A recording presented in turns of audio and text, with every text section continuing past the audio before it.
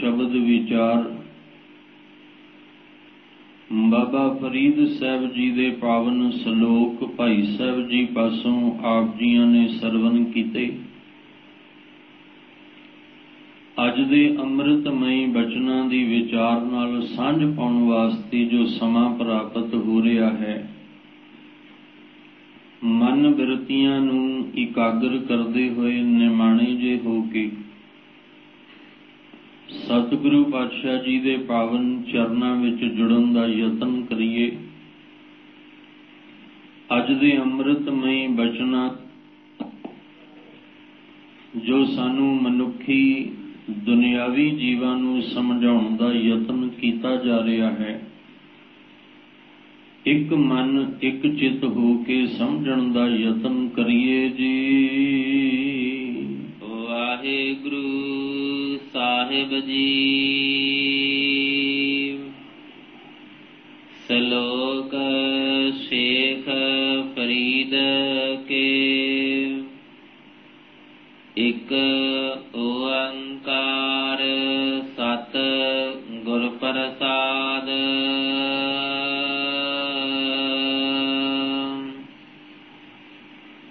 बुढ़ा हुआ शेख फरीद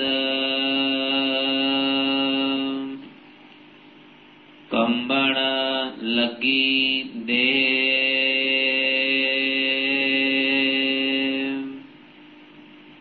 जे 100 वरिया जीवना पी तन होसी खेह।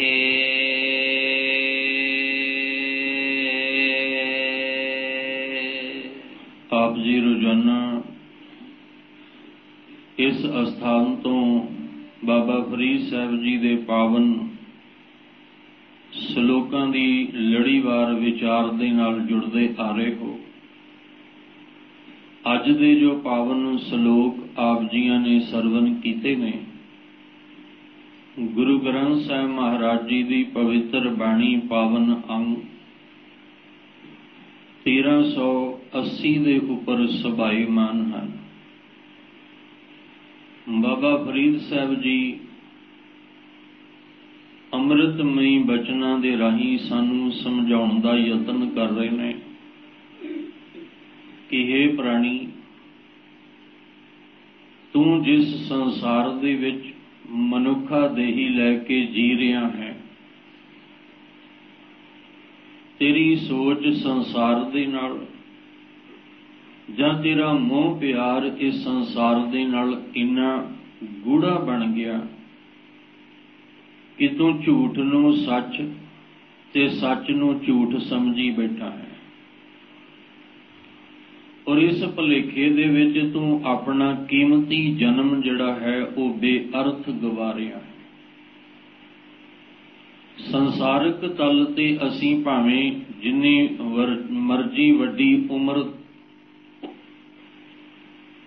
शरीरक तल ते भावें असीं जिन्ने मर्जी वडेरी उम्र दे हो जाइए, पर सच तां यह है कि ये तन मिट्टी दा है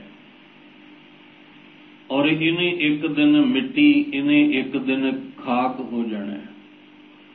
इनू आपां जिन्ना मर्जी संभाल लईए, जिन्ना मर्जी इनू आपां शिंगार लईए, ਇਹਦਾ मतलब ये भी नहीं कि असीं अपने शरीर की देखभाल नहीं करनी।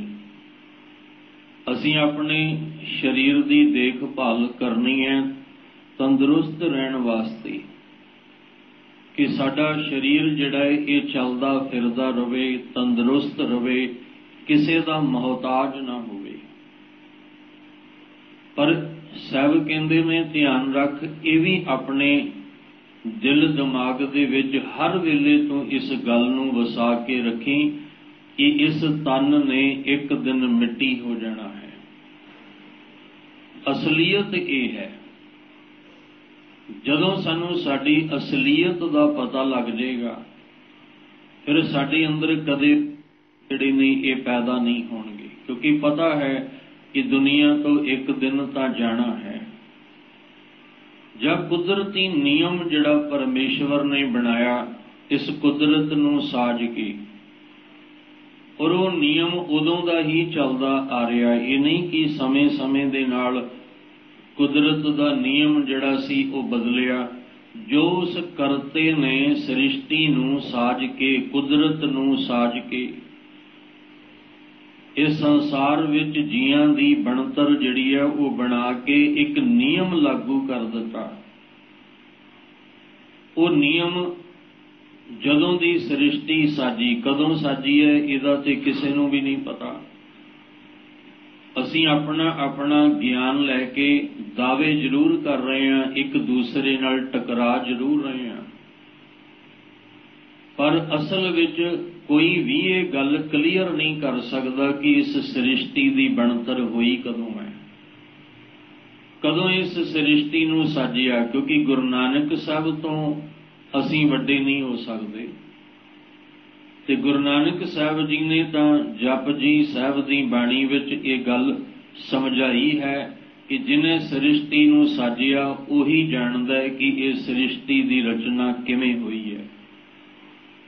असीं ना थित जानते हैं ना वार जानते हैं, अपने अपने अंदाजे अपना अपना ज्ञान लैके असीं खुलासा जरूर कर रहे हैं, पर सच तक हजे पहुंचे नहीं।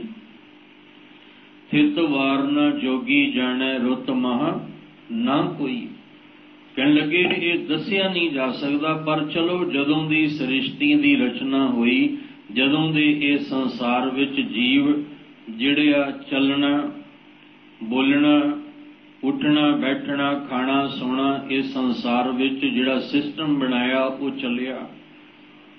उहदे विच एक नियम है जिहड़ा उदों तो अज तक चलदा ही आ रहा है, पर जिहड़े साडे बनाए हुए नियम ने वो समा पा के बदल जाते हैं। जिस राह असीं तुरे हां उस राह ते साडे जिहड़े बजुर्ग ने उन्हां दे अपने रूल होड़ बनाए, साडे नियम होर ने, साडे अगों आउण वाली जिहड़ी संतान है उन्हां ने अपने तरीके नाल नियम बनाने। यही कारण है कि अज आपां देखदे हां साडा पहरावा पुरातन पहरावा होर सी, अज दा होर है, अगां जाके पता नहीं की बनना। पर यही समझौता किया जाता है कि उदों समा होर सी, अज समा होर है, अगे पता नहीं समा किदां दा होएगा।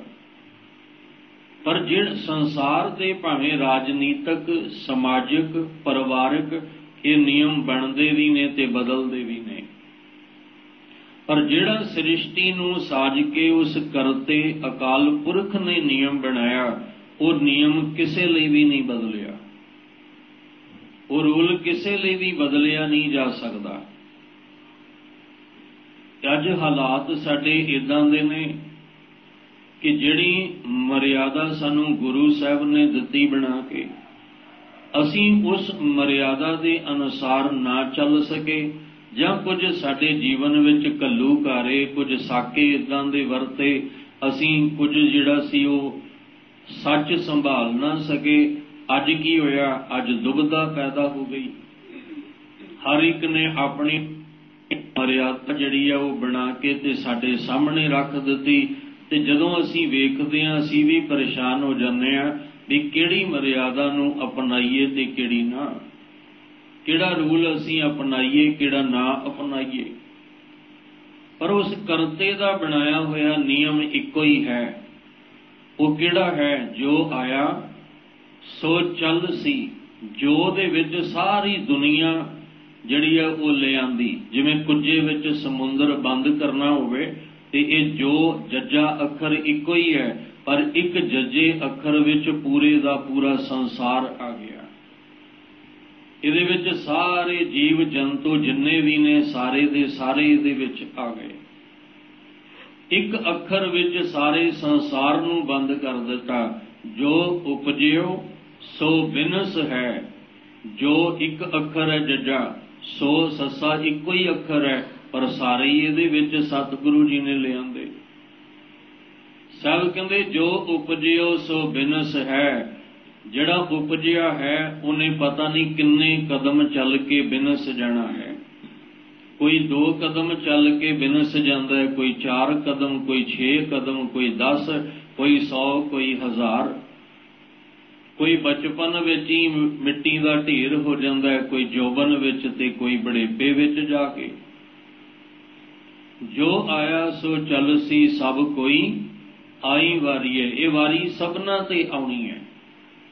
कोई आसन ला के बाहर दे तन दे योग साधना करके अपने सवासां नूं रोक के ते ये बाहर दी शरीर दी उम्र नूं भावें वधा ले, जिन्नी मर्जी वधा ले, पर अखीर जिहड़ा है कहण लगे अंत जिहड़ा है वो यही है कि तू एक दिन मिट्टी हो जाना है। तेरी असलीयत है भी तू एक दिन खाक हो जाना है। ताई गुरु साहब ने बाणी विच जिक्र किया।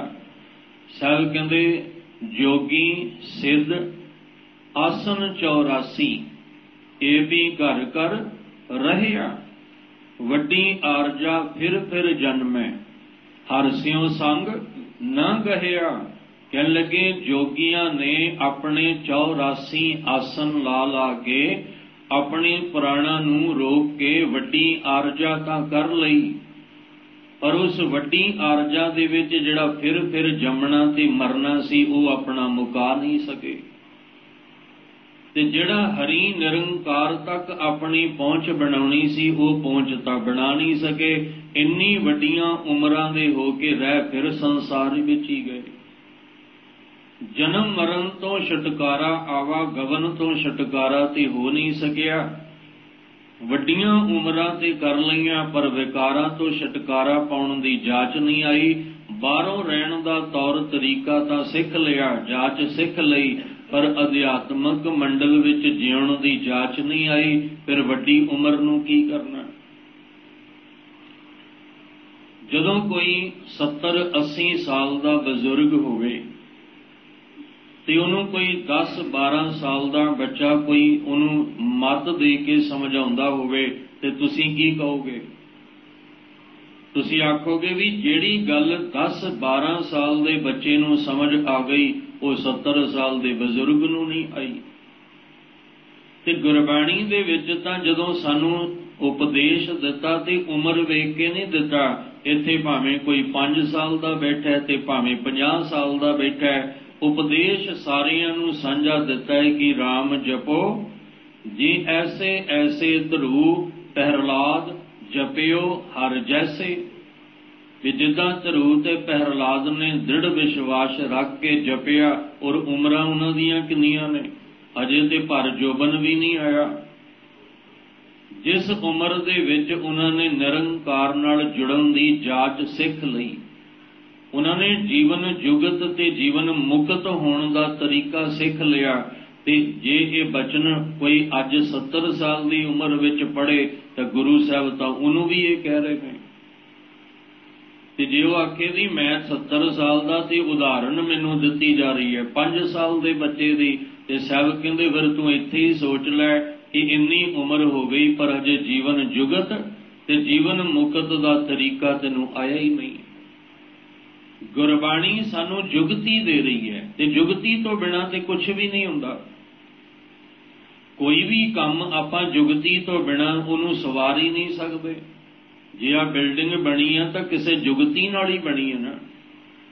जे कपड़ा अपने तन ते असीं सिवा के पाया तो किसी जुगती नाल ही ये सीता गया है। क्योंकि जिहड़ा कपड़ा जिन्हों कटिंग करनी आ गई भी इनू किस तरह कटना, उन्होंने किवें सिउणा, कोई तरीका है, कोई जुगती है। उहदे तो बिना तो ये तन का शिंगार नहीं बन सकता। भोजन असीं जिहड़ा उहनूं पकाउण दी एक जुगती है भी उहनूं किवें तैयार करना। कोई भी चीज़ है जुगती तो बिना नहीं। साहब कहंदे जे तू अपने जन्म विच इस सफर विच तू जीवन मुक्त जीवन जुगत की जाच सिखनी, उहदे लई भी एक तरीका है। पर वो तरीका तैनू थां थां ते नहीं मिलना। वो मिलना गुर किरपा जे नर को कीनी। नर इत्थे शरीर नहीं है, नर इत्थे मन है। क्योंकि गुरबाणी विच आपां जदों पढ़दे हां भी नरू मरै नर काम न आवे। इंसान ते तुरिया फिरदा है पर उहदे अंदर दा जिहड़ा नरू ही मर गया, उहदे अंदर दी जमीर ही मर गई। ਉਹਦੇ ਅੰਦਰ ਦਾ ਮਨ ਵਿਕਾਰਾਂ ਦੇ ਹੱਥੋਂ ਹੀ ਵਿਕ ਗਿਆ ਤੇ ਉਹ ਜਿਉਂਦਾ ਬੰਦਾ ਕਿਸੇ ਦੇ ਕੰਮ ਨਹੀਂ ਆਉਂਦਾ। ਕਿਉਂਕਿ ਜੇ ਆਪਾਂ ਸਰੀਰ ਦੀ ਗੱਲ ਕਰਾਂਗੇ, ਸਰੀਰ ਤਾਂ ਅੱਜ ਕੰਮ ਆ ਜਾਂਦਾ ਹੈ। ਅੱਜ ਤਾਂ ਜਿਉਂਦੇ ਜੀ ਆਪਾਂ ਫੈਸਲਾ ਕਰ ਦਿੰਦੇ ਹਾਂ ਕਿ ਮੈਂ ਮਰਨ ਤੋਂ ਬਾਅਦ ਮੇਰੀਆਂ ਅੱਖਾਂ ਕਿਸੇ ਦੇ ਕੰਮ ਆ ਜਾਣ, ਮਰਨ ਤੋਂ ਬਾਅਦ ਮੇਰਾ ਸਰੀਰ ਕਿਸੇ ਦੇ ਕੰਮ ਆ ਜਾਏ। ਜਿਹੜੇ ਸਾਡੇ ਸਰੀਰ ਦੇ ਕੁਝ ਪਾਰਟ, ਕੁਝ ਅੰਗ ਨੇ ਜਿਹੜੇ ਦੂਸਰਿਆਂ ਤੇ ਵਰਤੋਂ ਕਰਕੇ ਕੰਮ ਵਿੱਚ ਲਿਆਂਦੇ ਜਾ ਸਕਦੇ ਨੇ। ਇਹਦਾ ਮਤਲਬ ਸਰੀਰ, ਜੇ ਆਪਾਂ ਸਰੀਰ ਦੀ ਗੱਲ ਕਰਾਂਗੇ ਤੇਰੇ ਗੱਲ ਝੂਠੀ ਪੈ ਜਾਣੀ ਹੈ। ਸਰੀਰ ਤਾਂ ਕੰਮ ਆ ਜਾਂਦਾ ਹੈ ਕਿਤੇ ਨਾ ਕਿਤੇ, ਪਰ ਜਿਹਦੀ ਜ਼ਮੀਰ ਅੰਦਰ ਮਰ ਗਈ ਉਹ ਜਿਉਂਦਾ ਬੰਦਾ ਕਿਸੇ ਦੇ ਕੰਮ ਨਹੀਂ ਆਉਂਦਾ, ਕਿਸੇ ਦੇ ਕੰਮ ਨਹੀਂ ਆਏਗਾ ਉਹ। ਇਸ ਲਈ ਨਰ ਦਾ ਅਰਥ ਹੈ ਮਨ, ਅੰਦਰ ਦੀ ਜ਼ਮੀਰ। ਤੇ ਉਹਨੂੰ ਸਮਝਾ ਰਹੇ ਨੇ, ਕਹਿਣ ਲੱਗੇ ਜਿਹਨੇ ਗੁਰੂ ਦੀ ਕਿਰਪਾ ਨਾਲ ਜੁਗਤੀ ਨੂੰ ਸਮਝ ਲਿਆ ਉਹ ਫਿਰ ਸੰਸਾਰ ਵਿੱਚ ਰਹਿ ਕੇ ਨਿਰੰਕਾਰ ਵਿੱਚ ਲੀਨ ਹੋ ਗਿਆ। ਉਹ ਫਿਰ ਭਾਵੇਂ ਬਚਪਨ ਹੋਵੇ, ਜੋਬਨ ਹੋਵੇ, ਬੁਢੇਪਾ ਹੋਵੇ, ਉਹਨੇ ਆਪਣੇ ਜੀਵਨ ਦਾ ਸਫ਼ਰ, ਜੀਵਨ ਮੁਕਤ, ਜੀਵਨ ਜੁਗਤ ਦੀ ਜਾਚ ਸਿੱਖ ਕੇ ਸਫ਼ਰ ਪੂਰਾ ਕਰ ਲਿਆ। ਗੁਰ ਕਿਰਪਾ ਜੇ ਨਰ ਕੋ ਕੀਨੀ ਤੇ ਇਹ ਜੁਗਤ ਪਛਾਨੀ, ਨਾਨਕ ਲੀਨ ਭਇਓ ਗੋਬਿੰਦ ਸਿਉ। ਜਿਉ ਪਾਨੀ ਸੰਗ ਪਾਨੀ, ਇਹ ਜੀਵਨ ਜਿਉਂਦੇ ਦੀ ਖੇਡ ਹੈ, ਮਰਨ ਤੋਂ ਬਾਅਦ ਦੀ ਨਹੀਂ। ਪਰ ਇੱਥੇ ਤੱਕ ਤੇ ਤਾਂ ਹੀ ਪਹੁੰਚਾਂਗੇ ਜੇ ਪਹਿਲੇ ਸਾਨੂੰ ਇਹ ਸਮਝ ਆ ਜਾਏ ਕਿ ਇਹ ਤਨ ਮਿੱਟੀ ਹੈ, ਇਹਨੇ ਇੱਕ ਦਿਨ ਮਿੱਟੀ ਹੋ ਜਾਣਾ। ਭਾਵ ਜੀਵਣਾ ਝੂਠ ਹੈ ਤੇ ਮਰਨਾ ਸੱਚ ਹੈ। ਮੌਤ ਇੱਕ ਅਟਲ ਸੱਚਾਈ ਹੈ, ਇਹਨੇ ਇੱਕ ਨਾ ਇੱਕ ਦਿਨ ਆਉਣਾ ਹੀ ਆਉਣਾ ਹੈ। ਸਰੀਰ ਦੀ ਮੌਤ ਤੇ ਆਪ ਜੀ ਨਾਲ ਸਾਂਝ ਪਾਈ ਸੀ ਕਿ ਆਤਮਾ ਦੀ ਮੌਤ ਨਹੀਂ ਹੁੰਦੀ। ਸਾਡੇ ਅੰਦਰ ਜਿਹੜੀ ਜਿੰਦ ਹੈ ਨਾ, ਜਿਉ ਪਾਏ ਪਿੰਡ ਜਿੰਨ ਸਾਜਿਆ, ਇਹ ਪਿੰਡਾ ਜਿਹੜਾ ਸਾਜਿਆ ਜਿੰਦ ਅੰਦਰ ਰੱਖ ਕੇ, ਉਹ ਜਿੰਦ ਦੀ ਮੌਤ ਨਹੀਂ ਹੁੰਦੀ, ਨਾ ਉਹ ਜੰਮਦੀ ਹੈ ਨਾ ਉਹ ਮਰਦੀ ਹੈ। ਮੌਤ ਹੋਣੀ ਹੈ ਸਰੀਰ ਦੀ, ਕਿਉਂਕਿ ਜਨਮਿਆ ਸਰੀਰ ਹੈ, ਇਹ ਜਿੰਦ ਨਹੀਂ ਜਨਮੀ।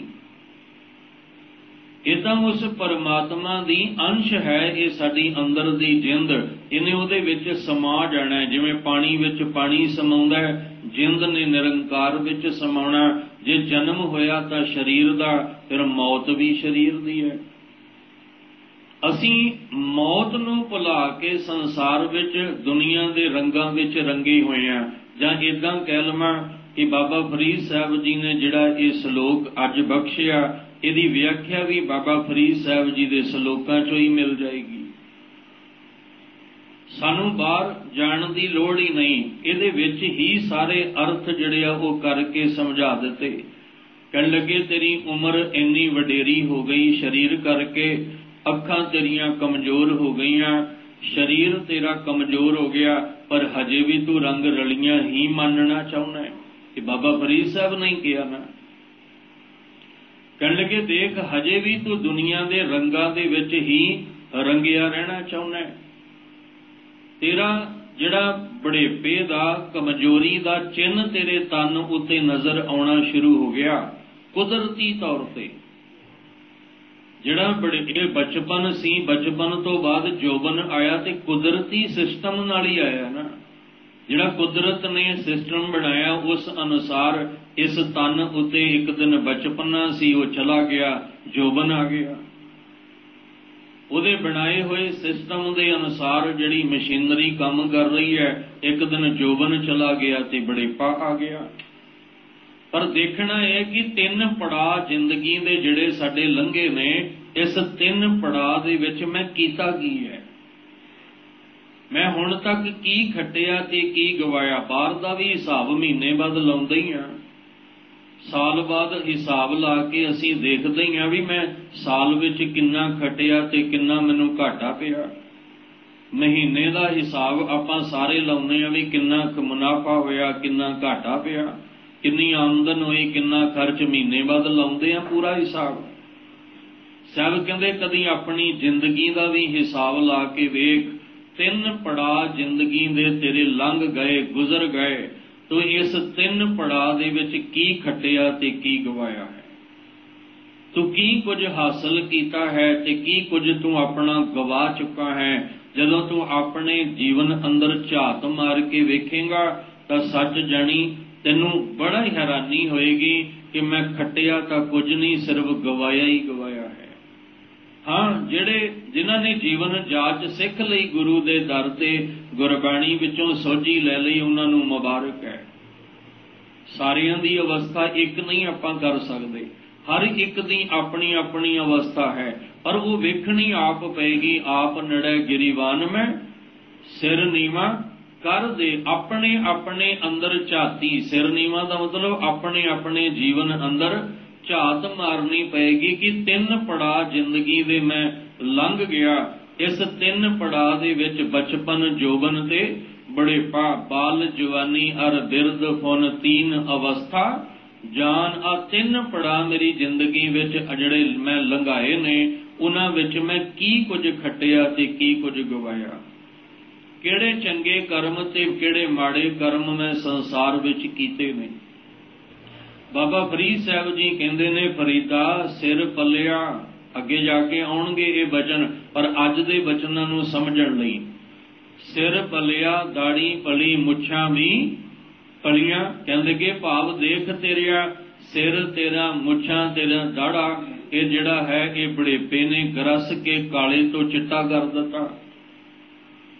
ਤੇਰੇ ਜੀਵਨ ਦੇ ਵਿੱਚ 3 ਪੜਾਅ ਜਿਹੜੇ ਸੀ, ਸਿਰ ਤੋਂ ਮੁੱਛਾਂ ਤੇ ਦਾੜਾ, ਇਹ ਵੀ 3 ਪੜਾਅ ਨੇ। ਕਹਿਣ ਲੱਗੇ ਦੇਖ ਆਹ ਤੇਰੇ ਜੀਵਨ ਦੀ ਅਵਸਥਾ ਹੋ ਗਈ ਹੈ।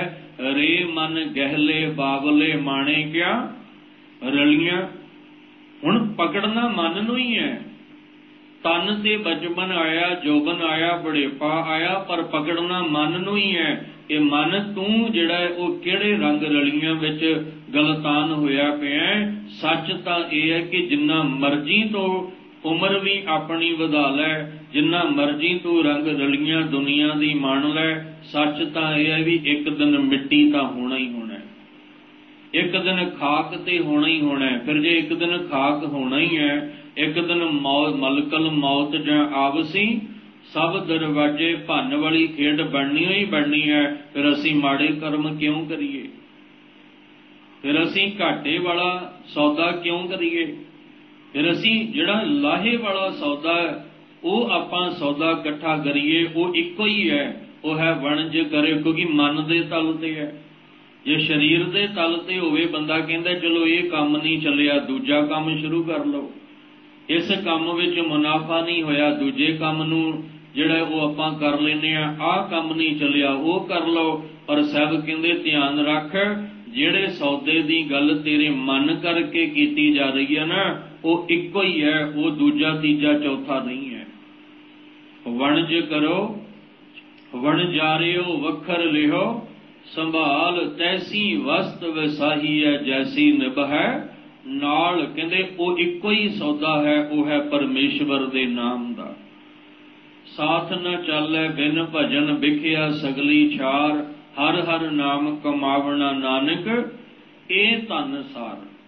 ਆ ਹੈ ਤੇਰੀ ਜ਼ਿੰਦਗੀ ਦਾ ਅਸਲ ਲਾਹਾ, ਇਹਾਂ ਖਾਟ ਚਲੋ ਹਰ ਲਾਹਾ ਆਗੇ ਬਸਨ ਸੋਇਲਾ। ਪਰ ਉਹਦੇ ਲਈ ਸਾਨੂੰ ਸੱਚ ਜਿਹੜਾ ਉਹ ਸਮਝਣਾ ਪਏਗਾ, ਕਿਉਂਕਿ ਅਸੀਂ ਜੀਵਨ ਨੂੰ ਸੱਚ ਮੰਨੀ ਬੈਠੇ ਹਾਂ ਤੇ ਮੌਤ ਨੂੰ ਝੂਠ ਮੰਨੀ ਬੈਠੇ ਹਾਂ।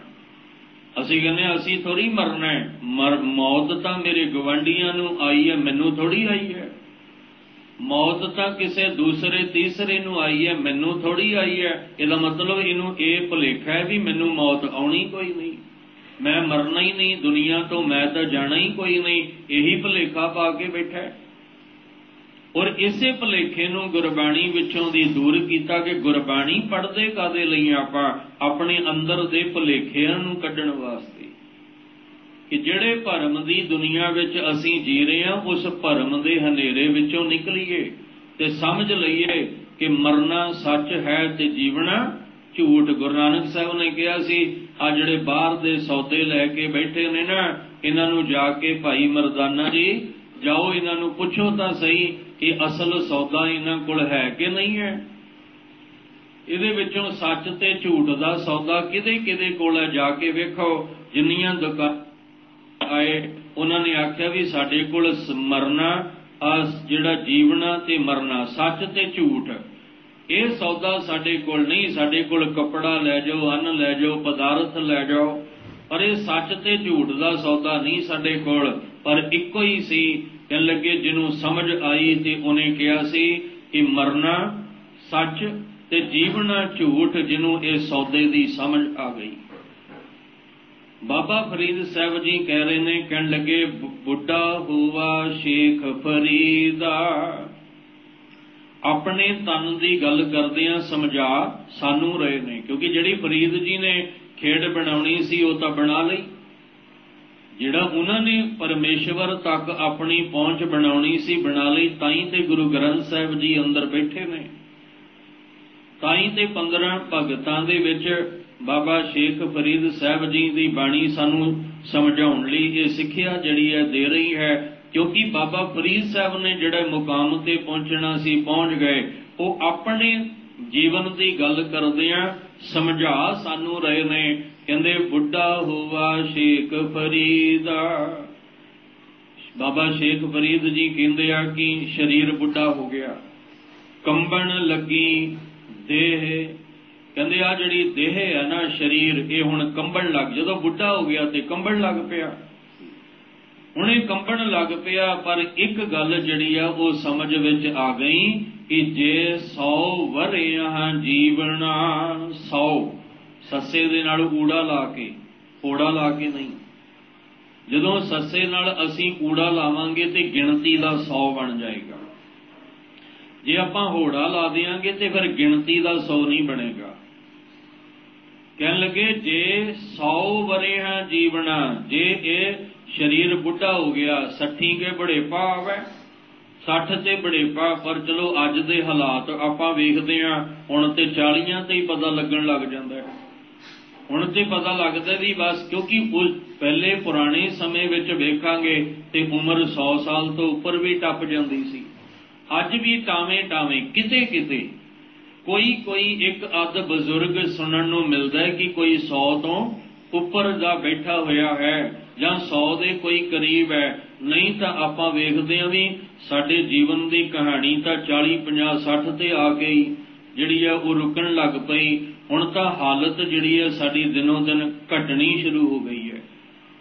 ਪਰ ਕਹਿ ਰਹੇ ਨੇ ਵੀ ਜੇ 100 ਵਰ੍ਹਿਆਂ ਜੀਵਣਾ, ਜੇ 100 ਵਰ੍ਹਿਆਂ ਵੀ 100 ਸਾਲ ਦੀ ਉਮਰ ਵੀ ਜੀਵਣੀ ਹੈ। ਪਰ ਸੱਚ ਤਾਂ ਇਹ ਹੈ ਕਿ ਭੇ ਤਨ ਹੋ ਸਿੱਖੇ, ਇਸ ਤਨ ਨੇ ਤਾਂ ਫਿਰ ਵੀ ਖੇ ਹੀ ਹੋ ਜਾਣਾ। ਜਿੰਨਾ ਮਰਜ਼ੀ ਅਸੀਂ ਆਪਣੇ ਉਮਰ ਨੂੰ ਜਿਹੜਾ ਵਧਾ ਲਈਏ ਜਾਂ ਸਾਡੀ ਉਮਰ ਜਿੰਨੀ ਮਰਜ਼ੀ ਵੱਧ ਜਾਏ, ਜਾਂ ਆਪਾਂ ਜਪਜੀ ਸਾਹਿਬ ਦੇ ਵਿੱਚ ਹੀ ਇਹ ਪੜ੍ਹਿਆ ਸੁਣਿਆ ਵਿਚਾਰਿਆ ਬਹੁਤ ਵਾਰ ਹੈ। ਮਹਾਰਾਜ ਕਹਿੰਦੇ ਚੱਲ ਮੰਨ ਲੈ, ਐਸਾ ਹੈ ਤੇ ਨਹੀਂ, ਪਰ ਆਪਾਂ ਮੰਨ ਕੇ ਚੱਲੀਏ। ਕੋਈ ਵੀ ਗੱਲ ਸਮਝਣੀ ਹੋਵੇ ਤੇ ਮੰਨ ਕੇ ਚੱਲਣਾ ਪੈਂਦਾ ਹੈ ਵੀ ਚਲੋ ਮੰਨ ਕੇ ਚੱਲ ਪਾਓ ਵੀ ਜੇ ਯੁਗ ਚਾਰੇ ਆਰਜਾ, ਕਹਿਣ ਲੱਗੇ ਤੇਰੀ ਆਰਜਾ ਇੰਨੀ ਲੰਬੇਰੀ ਹੋ ਜਾਏ, ਇੰਨੀ ਵੱਡੀ ਹੋ ਜਾਏ। ਜੇ ਯੁਗ ਚਾਰੇ ਆਰਜਾ ਹੋਰ 10 ਸੂਣੀ ਹੋਏ, ਉਹਨੂੰ 10 ਨਾਲ ਗੁਣਾ ਕਰ ਲੈ। ਇੰਨੀ ਲੰਬੇਰੀ ਉਮਰ ਜਿਹੜੀ ਆ ਉਹ ਤੇਰੀ ਹੋ ਜਾਏ। ਜੇ ਯੁਗ ਚਾਰੇ ਆਰਜਾ ਹੋਰ 10 ਸੂਣੀ ਹੋਏ, ਨਵਾਂ ਖੰਡਾਂ ਵਿੱਚ ਜਾਣੀਐ ਨਾਲ ਚੱਲੈ ਸਭ ਕੋਏ। ਚੰਗਾ ਨਾਉ ਰਖਾਏ ਕੈ ਜਸ ਕੀਰਤ ਜਗ ਲੇ। ਇਹ ਤਾਂ ਬਾਹਰ ਦੇ ਸੀ ਨਾ, ਅੰਦਰ ਦੀ ਖੇਡ ਤੈਨੂੰ ਸਮਝ ਹੀ ਨਹੀਂ ਆਈ। ਅੰਦਰੋਂ ਕੀ ਮੈਂ ਲਾਹਾ ਲੈਣ ਆਇਆ ਸੀ, ਪ੍ਰਾਣੀ ਤੂੰ ਆਇਆ ਲਾਹਾ ਲੈਣ ਲੱਗਾ। ਕਿਤ ਕੋ ਫਕੜੇ ਸਭ ਮੁਕਦੀ ਚੱਲੀ, ਰੈਟੂ ਬਾਹਰੋਂ ਵਾਹ ਵਾਹ ਖੱਟਦਾ ਰਿਹਾ। ਬਾਹਰੋਂ ਆਪਣਾ ਜਸ ਜਿਹੜਾ ਸੀ ਉਹ ਤੂੰ ਕਰਾਉਂਦਾ ਰਿਹਾ ਤੇ ਸੁਣਦਾ ਰਿਹਾ। ਪਰ ਇੱਕ ਗੱਲ ਤੂੰ ਭੁੱਲ ਹੀ ਗਿਆ ਕਿ ਉਹਦੀ ਨਜ਼ਰ ਵੀ ਮੈਨੂੰ ਚਾਹੀਦੀ ਹੈ, ਉਹਦੀ ਕਿਰਪਾ, ਉਹਦੀ ਮਿਹਰ, ਉਹਦੀ ਬਖਸ਼ਿਸ਼ ਵੀ ਮੈਨੂੰ ਚਾਹੀਦੀ ਹੈ, ਜਿਹਨੇ ਮੈਨੂੰ ਇਸ ਸੰਸਾਰ ਦੇ ਵਿੱਚ ਮਨੁੱਖਾ ਦੇਹੀ ਦੇ ਕੇ, ਇਹ ਜਨਮ ਦੇ ਕੇ ਮੈਨੂੰ ਇਹ ਸਮਾਂ ਦਿੱਤਾ ਕਿ ਮੈਂ ਇਹ ਜਨਮ ਮਰਨ ਵਿੱਚੋਂ ਆਵਾਗਮਨ ਵਿੱਚੋਂ ਨਿਕਲ ਸਕਾਂ। ਪਰ ਤੂੰ ਇਹ ਮੰਨ ਲੈ ਵੀ ਇੰਨਾ ਕੁਝ ਬਾਹਰੋਂ ਤੈਨੂੰ ਕੁਝ ਮਿਲ ਗਿਆ, ਪਰ ਇੱਕ ਸੱਚ ਵੀ ਪੱਲੇ ਆਪਣੇ ਬੰਨ ਲਈ ਕਿ ਜੇ ਤਿਸ ਨਜ਼ਰ ਨਾ ਆਵਈ ਤਾਂ ਬਾਤ ਨਾ ਪੁੱਛੇ ਕਿ ਅੱਜ ਤਾਂ ਖੇਡ ਹੈ ਵੀ ਜਿਉਂਦੇ ਦੀ ਬਾਤ ਨਹੀਂ ਕੋਈ ਪੁੱਛਦਾ। ਜਿਉਂਦੇ ਦੀ ਬਾਤ ਨਹੀਂ ਕੋਈ ਪੁੱਛਦਾ ਤੇ ਮਰਨ ਤੋਂ ਬਾਅਦ ਤਾਂ ਕਹਾਣੀ ਮੁੱਕ ਜਾਂਦੀ ਹੈ। ਇਸ ਲਈ ਜੇ ਤਿਸ ਨਜ਼ਰ ਨਾ ਆਵਈ, ਜੇ ਉਹਦੀ ਨਜ਼ਰ ਤੇਰੇ ਤੇ ਨਾ ਹੋਈ, ਤੇਰੇ 3 ਪੜਾਅ ਜ਼ਿੰਦਗੀ ਦੇ ਲੰਘ ਗਏ, ਬੁਢੇਪਾ ਸਿਖਰ ਤੇ ਆ ਗਿਆ, ਤੇਰਾ ਜਿਹੜਾ ਉਹ ਸਰੀਰ ਕੰਬਣ ਲੱਗ ਪਿਆ, ਪਰ ਹਜੇ ਤੱਕ ਉਹਦੀ ਨਜ਼ਰ ਨਹੀਂ ਹੋਈ, ਹਜੇ ਤੱਕ ਉਹਦੀ ਮਿਹਰ ਨਹੀਂ ਹੋਈ। ਜੇ ਤੇਰੇ ਉੱਤੇ ਹਜੇ ਵੀ ਉਹਦੀ ਮਿਹਰ ਨਜ਼ਰ ਨਹੀਂ ਨਾ ਹੋਈ ਤਾਂ ਬਾਤ ਨਾ ਪੁੱਛਿਆ ਕਿ ਕਿਸੇ ਤੇਰੀ ਬਾਤ ਨਹੀਂ ਪੁੱਛਣੀ। ਇਸ ਲਈ ਕਹਿ ਰਹੇ ਨੇ, ਕਹਿਣ ਲੱਗੇ ਤੂੰ ਇੰਨੇ 100 ਵਰਿਆਂ ਵੀ ਜੀ ਲੈਣਾ, ਸੱਚ ਤਾਂ ਇਹ ਹੈ ਕਿ ਅੰਤ ਨੂੰ ਮਿੱਟੀ ਹੀ ਹੋਣਾ ਹੈ, ਅੰਤ ਨੂੰ ਖੇ ਦਾ ਖੇ ਹੀ ਹੋਣਾ ਹੈ। ਭਗਤ ਜਨਾਂ ਨੇ ਵੀ ਸਾਨੂੰ ਬਾਣੀ ਰਾਹੀਂ ਸਮਝਾਇਆ, ਸੱਚ ਸਮਝਾਉਂਦੇ ਨੇ। ਜਲ ਕੀ ਭੀਤ ਪਵਨ ਕਾ ਥੰਬਾ, रकत बूंद का गारा, हाड़ मास नाड़ी को पिंजर, पंखी बसे बेचारा, प्राणी क्या मेरा क्या तेरा, जैसे तरवर पंख बसेरा। कहने लगे देख आ है तेरे जीवन दी सच्चाई, पर तू इस सच्चाई नूं भुला के तू झूठ नूं सच मन के जिउ रिहा है, ते तेरी हालत पता की हो गई? तेरी हालत ये हो गई कि रतन छाड़ कौडी संग रचै, साच छोड़ छोड़ झूठ संग मचै। कहंदे आ तेरी हालत है भी तू जदों सच नूं झूठ, झूठ नूं सच समझी बैठा ना, उहदे विच घाटा पता की पै गया? तू रतन नूं छड्ड के ते कौडी नूं पकड़ी जा रिहा, तू रतन नूं त्याग के कौडियां दे मगर लगा होया। हुण साडे जीवन विच रतन की है, पर इस तो पहला आपां अपने जीवन नूं समझ लईए। महाराज कहंदे तेरा जीवन हीरे वर्गा है, तू कौडियां वर्गा बना दिता। हुण कौडियां वाला जीवन ते कौडियां ही इकट्ठियां करेगा। जे हीरे वर्गा जन्म आपां समझ लईए तां ही रतन इकट्ठा होएगा। असीं ते अपने जीवन नूं भी कौडियां दे रूप विच बदल दिता, ते फिर कौडियां ने ते कौडियां ही इकट्ठियां करनियां ने। रैन गवाई सोए के दिवस गवाया, खाए हीरे जैसा जन्म है कौडी, बदले जाए। वो फिर कौडी दे बदले जा रहा, हीरे वर्गा जन्म। इत्थे कहंदे ने रतन छाड़ कौडी संग रचै। ते रतन की है? गुर का शब्द रतन है हीरे, जित जड़ाओ गुरु दा शब्द सच्ची बाणी। ये रतन सी जिहदे विच हीरे जड़े सन, पर तू अपना जीवन कौडी दे रूप विच बदल लिया। इसलिए तैनूं सच्ची बाणी दी जगह कच्ची बाणी चंगी लगदी है। आ शब्द रतन सी, ये हीरा सी जिहदे विच जड़े होए, पर असीं की कीता? असीं अपना जीवन कौडियां दा बना के कौडियां इकट्ठियां कीतियां। असीं कच्ची बाणी नूं ही पसंद करदे हां। असीं धागे ते ये कौडियां ही ने। कहण लगे असीं धागे तवीत ते नग जिहड़े ने यही इकट्ठे करी जांदे पए आ। साहब कहंदे असल विच तैनूं रतन दी परख ही नहीं। क्यों? क्योंकि तैनूं अपने हीरे वर्गे जन्म दी परख नहीं होई, तू हीरे ते रतन दी परख कित्थों कर लेगा? इसलिए तू सच नूं छड्ड के झूठ विच मचिया पिया है। जो छड्ड के दुनिया विच जाना तू उहदे विच गलतान होया पिया। ते जिन्हां तेरे नाल संसार विच औड़क तक तेरे नाल निभना, उस पासे तेरा ध्यान ही कोई नहीं जाता। इस करके बाबा फरीद साहब जी ने फिर ये समझाया। कहण लगे भावें 100 वरियां भी जीवना होवे, ये शरीर भावें बड़ेपा जिहड़ा इनू ग्रस लवे, पर ध्यान रखियो सच तां इह है भी एक दिन खे हां ते खे हो जाना। मिट्टी हां ते मिट्टी जिहड़ी आ ओह मिट्टी दा ढेर एक दिन बन जाना। सानू मौत चेते करा रहे ने कि तुसीं ये समझ के चलो कि जो उपजियो सो बिनस है, परम आजक काल नानक हर गुण गाए ले छाड़ सगल, जंजाल तू धर्म नू धंधा बना के ना चल। तू जो संसार दे विच कर्म करदा है ਉਹਦੇ ਵਿੱਚ ਧਰਮ ਦੀ ਕਮਾਈ ਜਿਹੜੀ ਹੈ ਉਹ ਕਰ, ਜਿਹੜੇ ਤੇਰੇ ਨਾਲ ਔੜਕ ਤੱਕ ਨਿਭਣੀ ਹੈ। ਬਾਬਾ ਫਰੀਦ ਸਾਹਿਬ ਜੀ ਕਿਤੇ ਨਾ ਕਿਤੇ ਇਹ ਸਮਝਾਉਣ ਦਾ ਯਤਨ ਕਰ ਰਹੇ ਨੇ ਕਿ ਇਹ ਤਨ ਜਿਹੜਾ ਹੈ ਇਹ ਮਿੱਟੀ ਹੈ, ਇਹਨੇ ਇੱਕ ਦਿਨ ਮਿੱਟੀ ਹੋ ਜਾਣਾ। ਇਹ ਖੇ ਹੈ, ਇਹਨੇ ਇੱਕ ਦਿਨ ਖੇ ਹੋ ਜਾਣਾ ਹੈ। ਇਸ ਲਈ ਤੁਸੀਂ ਆਪਣੇ ਸਮੇਂ ਦੇ ਵਿੱਚ ਇੱਕ ਇੱਕ ਸਵਾਸ, ਇੱਕ ਇੱਕ ਪਲ ਦੀ संभाल करदियां होया ਉਹ ਲਾਹਾ ਲੈਣ ਦਾ ਯਤਨ ਕਰੋ ਜਿਹਨੂੰ ਕਹਿੰਦੇ ਈਹਾਂ ਖਾਟ ਚਲੋ ਹਰ ਲਾਹਾ। ਇੱਥੇ ਖੱਟਾਂਗੇ ਤੇ ਅੱਗੇ ਲਾਹਾ ਲੈ ਕੇ ਚੱਲਾਂਗੇ। ਜੇ ਇੱਥੇ ਖੱਟਿਆ ਹੀ ਕੁਝ ਨਹੀਂ ਤੇ ਫਿਰ ਅੱਗੋਂ ਲਾਹਾ ਕੀ ਲੈਣਾ। ਈਹਾਂ ਖਾਟ ਚਲੋ ਹਰ ਲਾਹਾ ਆਗੇ ਵਸਨ ਸੋਹਿਲਾ। ਅੱਗੇ ਵਸਣਾ ਤੇਰੇ ਲਈ ਸੌਖਾ ਹੋ ਜਾਏ। ਤੇ ਕਹਿਣ ਲੱਗੇ ਜਿੰਨਾ ਮਰਜ਼ੀ ਤੂੰ ਲੰਬੇਰੀ ਉਮਰ ਜੀ ਲੈ, ਸੱਚ ਤਾਂ ਇਹ ਹੈ ਕਿ ਇੱਕ ਦਿਨ ਮੌਤ ਨੇ ਤੈਨੂੰ ਘੇਰ ਲੈਣਾ ਹੈ। ਔਰ ਇਹ ਜਿਹੜਾ ਸਰੀਰ ਦਾ ਢਾਂਚਾ ਹੈ ਇਹ ਇੱਕ ਦਿਨ ਅਗਨ ਵਿੱਚ ਸੜ ਕੇ ਜਾਂ ਮਿੱਟੀ ਵਿੱਚ ਦਬ ਕੇ ਇੱਕ ਦਿਨ ਮਿੱਟੀ ਹੋ ਜਾਣਾ ਹੈ।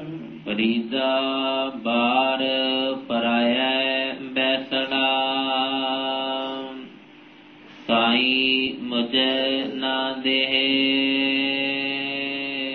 ਹੁਣ ਜਦੋਂ ਇਹ ਗੱਲ ਸਮਝ ਆ ਗਈ ਬਾਬਾ ਫਰੀਦ ਸਾਹਿਬ ਜੀ ਵਾਲੀ ਕਿ ਭੀ ਤਨ ਹੋਸੀ ਖੇ, ਫਿਰ ਮੈਂ ਬਾਹਰ ਦੇ ਸਵਾਦਾਂ ਵਿੱਚ ਪੈ ਕੇ, ਬਾਹਰ ਦੇ ਰੰਗਾਂ ਵਿੱਚ ਰੰਗ ਕੇ, ਬਾਹਰ ਦੇ ਰਸ ਜਿਹੜੇ ਨੇ ਇਹਨੂੰ ਮਾਨਣ ਵਾਸਤੇ ਮੈਂ ਆਪਣੇ ਮਾਲਕ ਦਾ ਦਰ ਛੱਡ ਕੇ ਕਿਸੇ ਪਰਾਏ ਦੇ ਬੂਹੇ ਤੇ ਕਿਉਂ ਬੈਠਾਂ।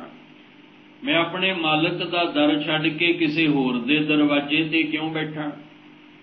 ਜਿਹਨੂੰ ਆਪਣੇ ਮਾਲਕ ਦੀ ਸਾਈਂ ਦੀ ਸਮਝ ਆ ਜਾਏ ਉਹ ਕਦੇ ਵੀ ਆਪਣੇ ਮਾਲਕ ਦਾ ਦਰ ਛੱਡ ਕੇ ਕਿਸੇ ਦੂਜੇ ਦੇ ਦਰਵਾਜ਼ੇ ਨਹੀਂ ਬੈਠਦਾ। ਤੇ ਜੇ ਬੈਠੇਗਾ ਤੇ ਉਹਦੇ ਅੰਦਰ ਦਾ ਲੋਭ, ਉਹਦੇ ਅੰਦਰ ਦੀ ਵਾਸ਼ਨਾ ਹੋਏਗੀ ਜਿਹੜੀ ਉਹਨੂੰ ਦੂਜੇ ਦੇ ਦਰਵਾਜ਼ੇ ਤੱਕ ਲੈ ਜਾਏਗੀ। ਜੇ ਇੱਕ ਤੇ ਭਰੋਸਾ ਹੈ ਤੇ ਉਹ ਤਾਂ ਇੱਕ ਦੇ ਦਰਵਾਜ਼ੇ ਤੇ ਬੈਠਾ ਹੀ ਕਹਿੰਦਾ ਮੈਂ ਤੇ ਤੇਰੇ ਚਰਨਾਂ ਵਿੱਚ ਜੁੜਿਆ ਮੇਰੇ ਮਾਲਕਾ, ਕਿਉਂਕਿ ਮੇਰੀ ਜਿੰਦ ਦਾ ਮਾਲਕ ਤੂੰ ਹੈ, ਮੇਰੇ ਜੀਵਨ ਦਾ ਮਾਲਕ ਤੂੰ ਹੈ। ਜਿਹਨੂੰ ਇਹ ਸਮਝ ਆ ਗਈ ਕਿ ਸੰਸਾਰ ਦੇ ਵਿੱਚ ਜਨਮ ਦੇਣ ਵਾਲਾ ਕੌਣ ਹੈ, ਪਾਲਣ ਵਾਲਾ ਕੌਣ ਹੈ ਤੇ ਸੰਭਾਲਣ ਵਾਲਾ ਕੌਣ ਹੈ, ਜਿਹਨੂੰ ਇਹ ਸਮਝ ਆ ਗਈ ਉਹ ਕਦੇ ਦੂਜੇ ਦੇ ਦਰਵਾਜ਼ੇ ਜਾਏਗਾ, ਕਦੇ ਨਹੀਂ ਜਾਏਗਾ। ਜਿਹਨੂੰ ਸਮਝ ਆ ਗਈ ਕਿ ਤੁਮ ਦਾਤੇ ठाकुर प्रतपालक नायक खसम, हमारे निमख निमख तुम ही प्रतपाल हो, हम बारिक तुमरे धारे। कहन लगे जिहड़ी सूझवान इस्तरी हुंदी है ना ਉਹ ਕਦੇ ਆਪਣੇ ਪਤੀ ਦਾ ਦਰ ਇਸ ਕਰਕੇ ਨਹੀਂ ਛੱਡਦੀ ਵੀ ਇੱਥੇ ਤਾਂ ਪਹਿਨਣ ਨੂੰ ਚੰਗਾ ਨਹੀਂ, ਖਾਣ ਨੂੰ ਚੰਗਾ ਨਹੀਂ, ਰਹਿਣ ਨੂੰ ਚੰਗਾ ਨਹੀਂ। ਨਹੀਂ, ਉਹ ਇਸ ਕਰਕੇ ਉਹਦਾ ਦਰ ਨਹੀਂ। ਹਾਂ ਠੀਕ ਹੈ, ਪਤੀ ਚੰਗਾ ਨਾ ਨਿਕਲੇ ਉਹ ਗੱਲ ਵੱਖਰੀ ਹੈ। ਉਹ ਕਈ ਪ੍ਰਕਾਰ ਦੇ ਉਹਦੇ ਵਿੱਚ ਐਬ ਹੋਣ, ਦੋਸ਼ ਹੋਣ, ਨਸ਼ਾ ਕਰਦਾ ਹੋਵੇ ਕਈ ਪ੍ਰਕਾਰ ਦਾ, ਤਾਂ ਸਮਝ ਆਉਂਦੀ ਹੈ ਵੀ ਆਹ ਦਰ ਜਿਹੜਾ ਉਹ ਛੱਡਿਆ ਹੈ। ਪਰ ਜਿਸ ਮਾਲਕ ਨਾਲ ਅਸੀਂ ਜੁੜੇ ਹਾਂ ਉਹ ਤਾਂ ਸਾਡੇ ਐਬ ਦੂਰ ਕਰਨ ਵਾਲਾ ਹੈ। ਜਿਸ ਸਾਈਂ ਨਾਲ ਆਪਾਂ ਜਿਹੜਾ ਸਾਡਾ ਖਸਮ ਹੈ ਉਹ ਤਾਂ ਸਾਡੇ ਜੀਵਨ ਦੇ ਐਬ ਦੂਰ ਕਰਨ ਵਾਲਾ, ਸਾਡੇ ਪਾਪ ਧੋਣ ਵਾਲਾ, ਸਾਨੂੰ ਬੁਰਾਈ ਦੀ ਦਲਦਲ ਵਿੱਚੋਂ ਦੀ ਕੱਢਣ ਵਾਲਾ ਹੈ। ਇੱਥੇ ਅਸੀਂ ਸਾਈਂ ਮਾਲਕ ਨੂੰ, ਖਸਮ ਨੂੰ ਦੋਸ਼ ਨਹੀਂ ਦੇ ਸਕਦੇ। ਇੱਥੇ ਤਾਂ ਦੋਸ਼ ਆਪਣਾ ਹੈ ਕਿ ਜੋ ਮੈਂ ਕੀਆ ਸੋ ਮੈਂ ਪਾਇਆ, ਦੋਸ਼ ਨਾ ਦੀਜੇ ਅਵਰ ਜਨਾ। ਪਰ ਜਿਹਨੂੰ ਮਾਲਕ ਦੀ ਸਮਝ ਆ ਗਈ ਨਾ ਉਹ ਕਿਸੇ ਦੂਜੇ ਦੇ ਦਰਵਾਜ਼ੇ ਬਹੁਤ ਨੇ। ਕੋਈ ਮੜੀ ਦੇ ਬੈਠਾ ਹੋਇਆ ਜਾ ਕੇ, ਕੋਈ ਮਸਾਣ ਤੇ ਬੈਠਾ ਹੋਇਆ, ਕੋਈ ਦੇਹਧਾਰੀਆਂ ਦੇ ਚਰਨਾਂ 'ਚ ਜਾ ਕੇ ਬੈਠਾ ਹੋਇਆ, ਕੋਈ ਕਿਤੇ ਦੇਖੇ ਵੇਖਣ ਨੂੰ ਮਿਲਦਾ ਬੈਠਾ, ਕੋਈ ਕਿਸੇ ਦੇ ਦਰਵਾਜ਼ੇ ਤੇ ਬੈਠਾ ਮਿਲਦਾ। ਪਰ ਜਿਹਨੂੰ ਸਮਝ ਆ ਗਈ ਉਹ ਕਹਿੰਦਾ ਜੇ ਸੁੱਖ ਦੇ ਤਾਂ ਤੁਝੇ ਅਰਾਧੀ, ਦੁੱਖ ਵੀ ਤੁਝ ਹੈ ਧਿਆਈ। ਜੇ ਭੁੱਖ ਦੇ ਤਾਂ ਇਤ ਹੀ ਰਾਜਾਂ, ਦੁੱਖ ਵਿੱਚ ਸੂਖ ਮਨਾਈ। ਮੈਂ ਭੁੱਖਾ ਰਹਿ ਕੇ ਵੀ ਤੇਰੇ ਦਰ ਤੇ ਹੀ ਜੁੜਿਆ ਰਹਿਣਾ, ਮੈਂ ਕਿਸੇ ਹੋਰ ਦੇ ਬੂਹੇ ਤੇ ਜਾ ਕੇ ਨਹੀਂ ਬਹਿਣਾ। ਜਿਹਨੂੰ ਖਸਮ ਦੀ ਸਮਝ ਆ ਗਈ, ਜਿਹਨੂੰ ਦਾਤੇ ਦੀ ਸਮਝ ਆ ਗਈ ਕਿ ਦੱਦਾ ਦਾਤਾ ਏਕ ਹੈ ਸਭ ਕੋ, ਦੇਵਨ ਹਾਰ ਦਿੰਦੇ ਟੋਟ ਨ ਆਵਈ, ਆਗਨਤ ਭਰੇ ਭੰਡਾਰ। ਜਿਹਨੂੰ ਸਮਝ ਆ ਗਈ ਕਿ ਦਾਤੇ ਦਾਤ ਰੱਖੀ ਹੱਥ ਆਪਣੇ, ਤੇ ਜਦੋਂ ਇਹ ਪਤਾ ਤਾਂ ਉਹ ਆਪਣੇ ਹੱਥ ਵਿੱਚ ਰੱਖੀ ਹੈ, ਫਿਰ ਅਸੀਂ ਕਦੇ ਕਿਸੇ ਦੂਜੇ ਦੇ ਹੱਥ ਵੱਲ ਵੇਖਾਂਗੇ? ਅਸੀਂ ਆਪਣਾ ਹੱਥ ਕਿਸੇ ਦੂਜੇ ਨੂੰ ਦਿਖਾਵਾਂਗੇ? ਕਦੇ ਨਹੀਂ ਦਿਖਾਵਾਂਗੇ। ਪਰ ਨਾ ਸਮਝ ਹੋਣ ਕਰਕੇ ਅਸੀਂ ਮਾਲਕ ਦਾ, ਖਸਮ ਦਾ ਦਰ ਛੱਡ ਕੇ ਅਸੀਂ ਦੂਜਿਆਂ ਦੇ ਦਰ ਤੇ ਜਾ ਕੇ ਬਹਿ ਜਾਂਦੇ ਹਾਂ। ਪੜ੍ਹਦੇ ਜ਼ਰੂਰ ਹਾਂ ਪਰ ਸਮਝਦਾ ਕੋਈ ਹੈ। ਸਾਚੇ ਸਾਹਿਬਾ ਕਿਆ ਨਹੀਂ ਘਰ ਤੇਰਾ, ਘਰ ਤਾਂ ਤੇਰਾ ਸਭ ਕੁਛ ਹੈ ਜਿਸ ਦੇ सो पावे। पर शर्त तो है भी जिन्हों तू देगा वही पाएगा। पर यह भी है कि तेरे घर विच सारियां बख्शिशां ने, वो है भी सानू ही नहीं लैणियां आउंदियां, असीं दोष किहनूं दईए। बख्शिशां तां सारियां तेरे घर विच ने, सानू ही वो दात लैणी ना आवे, असीं दोष किहनूं दईए। साडा ते वो लूंबड़ी वाला हिसाब है कि जंप करदी है अंगूर लैण वास्ते, ते जदों पहुंच नहीं बनी दोष अपने ते नहीं दिता कि मैं जंप कीता सी ते अंगूर तक नहीं पहुंची, ते दोष अंगूर नूं दे दिता, ये खट्टे ने। साडे असीं अपना जीवन नहीं बदलदे, अपनी सोच विचार आदतां नहीं बदलदे, दोष असीं दे दिंदे आ गुरु नूं, दोष दिंदे आ भी बाणी इन्नी पढ़दे आ, दुख साडा मुकदा नहीं, इन्ना बाणी दा अभ्यास करदे आ, इन्ना रब नूं ध्याउने मनदे आ, सुख मिलदा नहीं है। दोष नहीं दे सकते क्योंकि दोष कर्मा अपने, दोष तां साडे अपने कर्म दा है। इत्थे कह रहे ने, कहण लगे बाबा फरीद साहब नूं जो समझ आ गई, कहंदे मेरे मालका फरीदा बार पर आए है। बार दा अर्थ है बूआ, दरवाजा, दर पर आए।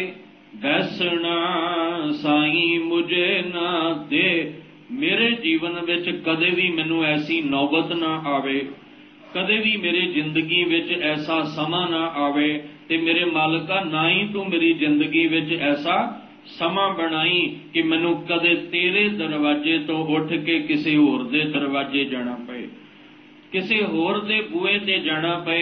इसलिए मेरी ये अवस्था है कि मैं सारा जीवन तेरे दर ते तेरे नाम दा अभ्यास करदियां, भावें दुख आवे सुख आवे, तेरे चरनां विच जुड़िया बिताउणा चाहुंदा।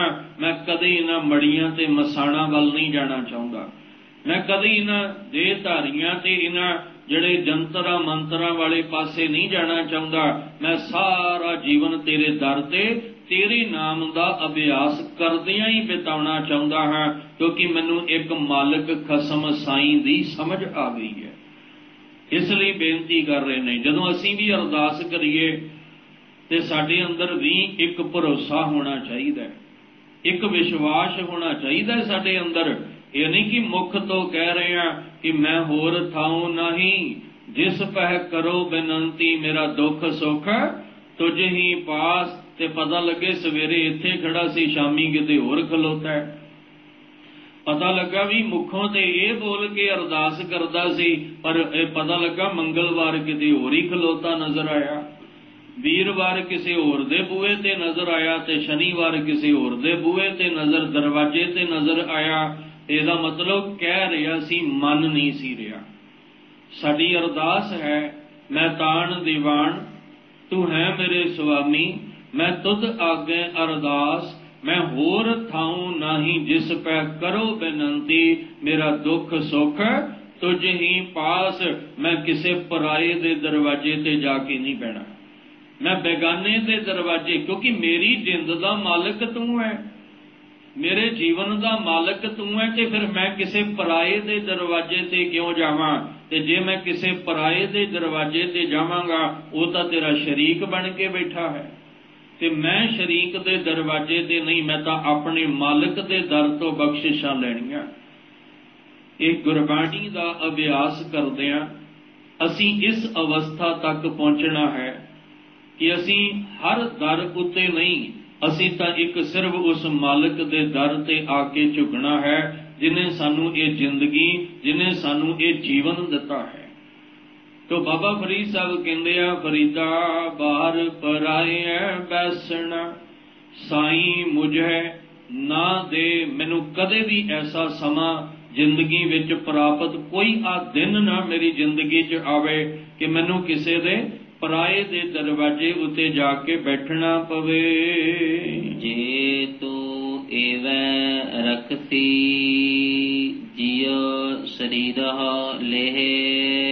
कहन लगे भी जे मेरे मालिक तू मैनू इवें रख सी, भी जे मैनू माव की दुख मुसीबत मेरे जीवन दे विच आउण, वो मैनू इवें ही रखना है। पर मेरे अंदर कदे भी ऐसा ख्याल ना आवे कि गुरु साहब जी दे गुरु दर ते आउंदियां इन्ने साल हो गए, मैनू कुछ मिलिया ते है नहीं। चलो क्योंकि ध्यान रखियो अगे आप जी नाल जिक्र कीता सी कि अमृत वेले उठ के जिहड़ा नित दा नेम करके घरों तुरिया ते विच कोई रुकावट आई ते वो परवाह नहीं करता, वो बेपरवाह होके तुरदा है क्योंकि उन्होंने पता है मैं अपनी मंजिल ते पहुंचना है। जिहड़ी जप दी बाणी है ये तुरना है। अगे जिक्र कीता सी आप जी नूं चेते आ जाएगा। ते जाप साडी मंजिल है क्योंकि निरोल उहदे विच परमेश्वर दा नाम है। निरोल जप घरों तुरना ते पहुंचना किथे है? जाप जिहदे विच कहा कि दुकालम परनासी दयालम स्वरूपे सदा अंग संगे आपंगम बहबूते। पहुंचना किथे है? जिहड़ा चक्कर चिहन रूप रंग तो नियारा है। ये साडी मंजिल है, साडा खसम साडा साईं है। जदों तुसीं घरों अपनी मंजिल ते तुरोगे, जप दा मतलब घरों तुरना, जाप दा मतलब जिथे पहुंचना है। ते जदों असीं बाणी दा जाप करांगे फिर आएगा सवैये। ਉਹਦਾ मतलब है कि तैनू रस्ते दे विच बहुत लोग मिलणगे जिहड़े तेरे मालिक दे दर तो भटका के तैनू पराए दे दरवाजे ते लै जाणगे, तैनू दूसरे दे दरवाजियां ते लै जाणगे। कौन? जिहड़े धर्मी बन के बैठे ने। पर एक गल ध्यान रखी, तैनू इन्नी परख होनी चाहिदी है कि श्री भगवान को भेद ना पायो। इन्हां विचों किसी ने भी मेरे खसम दा भेद नहीं पाया, मेरे मालिक दा भेद नहीं पाया। इसलिए तेरे कदम जदों तू सवैये दा जाप करके तुरेगा, तेरे रस्ते विच कोई तैनू मालिक दे दर तो किसे पराए दे दर ते नहीं ले जा सकदा। जे तेरे कोल ये बाणी दा जाप इहदी समझ होएगी। ते जे कोई बहुत ही धक्का करे, जे कोई कहे भी छड्ड सिੱਖੀ नूं, की रखिया गुरु दी सिੱਖੀ विच, कोई बहुत ही धक्का करे, बहुत ही धक्का करे, जिवें कीता भी है ना, कईयां दे पुट्ठा लटका के खल भी ला दिते भी छड्ड दे इस दर नूं, की रखिया खोपर भी ला दिता, छड्ड दे इस दर नूं, की रखिया इस दर ते। बच्चियां दे टुकड़े तक कर दिते गए, भुखण भाणे रखिया गया, तसीहे दे दे के किया गया छड्ड दे इस दर नूं, की रखिया आ दर कबूल कर, आ धर्म कबूल कर। वो कहंदे नहीं, जिस दर नाल जुड़िया भावें खल भी लै जाए मालिक दा दर नहीं छड्डना, खोपर लै जाए मालिक दा दर नहीं छड्डना। जो मर्जी हो जाए भुखण भाणे रखो, तसीहे दिओ, पर दर नहीं छड्डना क्योंकि मैनू मेरे मालिक दी सोझी आ गई है, मैनू मेरे मालिक दी समझ जिहड़ी है वो आ गई है। साहब जी कहंदे जे कोई बहुत ही इस तरह तेरे नाल जबरदस्ती धक्का करे उदों तू फिर अरदास करी क्योंकि वो रखवाला बन के तेरी राखी भी करेगा। गुर का शब्द रखवारे चौकी चौगिरद हमारे। फिर जेड़ा गुरु दा शब्द तू लैके तुरिया सी वो शब्द तेरी रखवाली करेगा। तू अरदास करी खड़ग केत मैं शरण तिहारी, आप हाथ दे लिहो उबारी, सर्व ठौर मां हो सहाई, दुष्ट दोख ते लिहो बचाई। तू अरदास एक दे दरवाजे ते खलो के भरोसे दी करी, फिर उस आनंद दे घर विच जाण तो तैनू कोई नहीं रोक सकदा। फिर उस आनंद दे घर विच, पर क्योंकि दर दरवाजा है ना, हुण दरवाजे तो अंदर एंटर होना, दरवाजे तक ते पहुंच गए पर माफ करना कई दरवाजे तो भी मोड़ के ले जाते ने। बहुत ऐसे मिलते ने, कहन लगे असी गुरुद्वारे दे दरवाजे तक ते आ गए सां घरों चल के, पर कोई ऐसा एक अद मिल गया वो साडी बांह पकड़ के किते होर ही लै गया।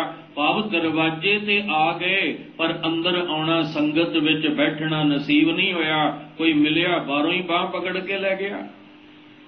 इस तरह कहते जदों तू अरदास नित उठ के करेगा फिर सच जानी आनंद पया, मेरी माए सतगुरु मैं पाया, सतगुरता पाया सहज सेती मन वजियां, वधाइयां राग रतन परवार परियां, शब्द गावण। फिर आनंद दे घर विच प्रवेश होण तो तैनू कोई नहीं रोक सकदा।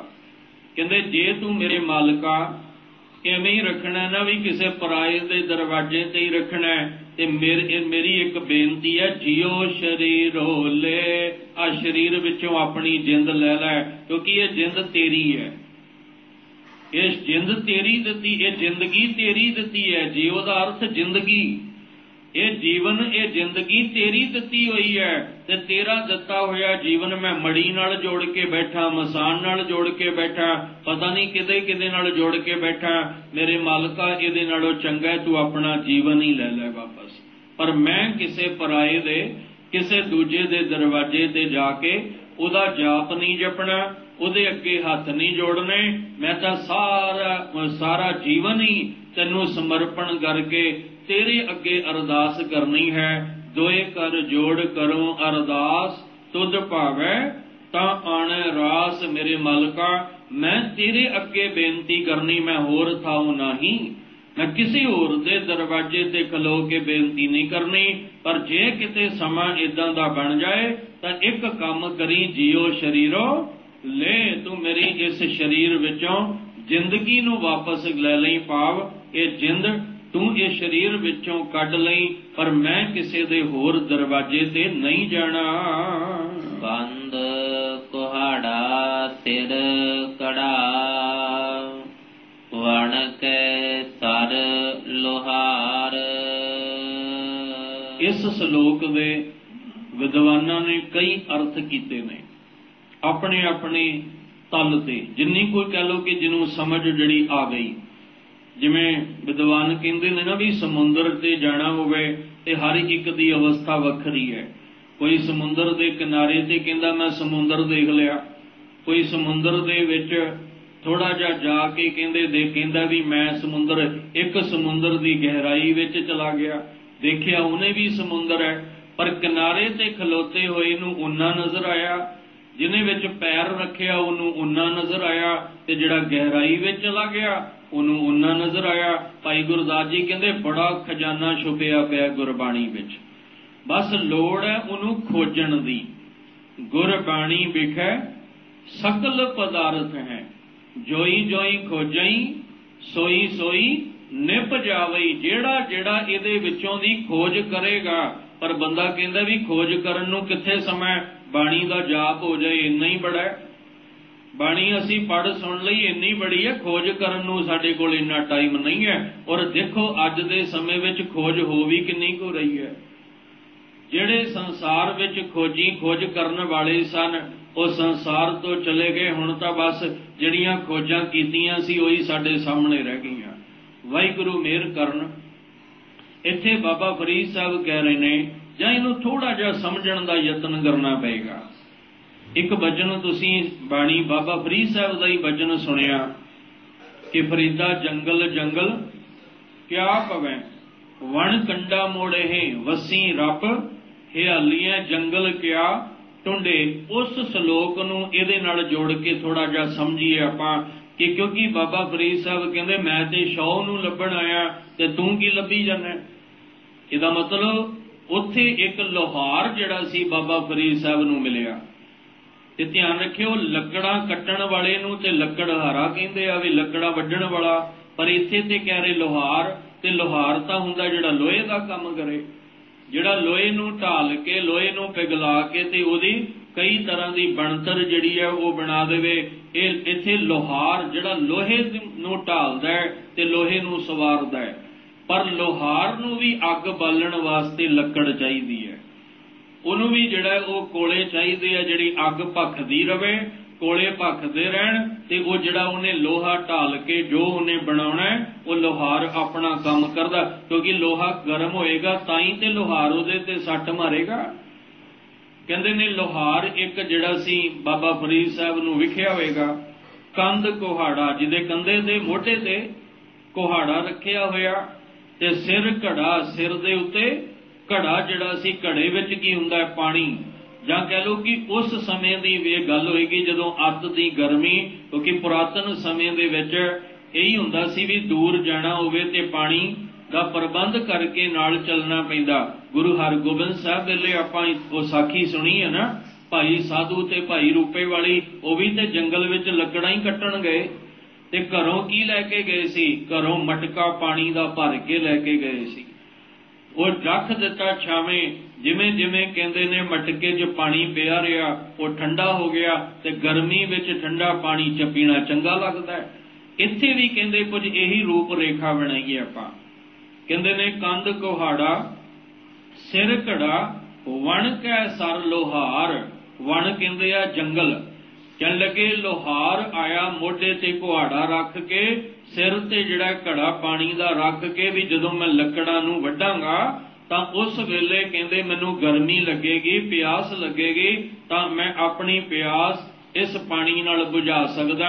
ਇਹ ਉਦੋਂ ਦੀ ਗੱਲ ਹੋ ਸਕਦੀ ਹੈ ਜਦੋਂ ਬਾਬਾ ਫਰੀਦ ਸਾਹਿਬ ਕਹਿੰਦੇ ਜੰਗਲ ਜੰਗਲ ਕਿਆ ਭਵੈ, ਕਿਉਂਕਿ ਉਹ ਆਪ ਕਿੰਨੀ ਵਾਰ ਜੰਗਲ ਵਿੱਚ ਜਾ ਕੇ ਰੱਬ ਨੂੰ ਪਾਉਣ ਦਾ ਯਤਨ ਕਰਦੇ ਰਹੇ, ਪਰ ਉਹ ਕਹਿੰਦੇ ਆ ਜੰਗਲ ਵਿੱਚ ਨਹੀਂ, ਰੱਬ ਤਾਂ ਤੇਰੇ ਹਿਰਦੇ ਵਿੱਚ ਵਸਦਾ ਹੈ।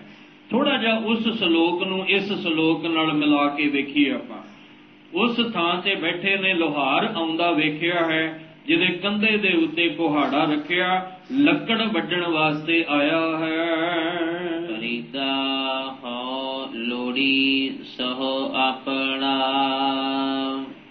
ਤੂੰ ਲੋੜ ਹੈ ਅੰਗਿਆਰ।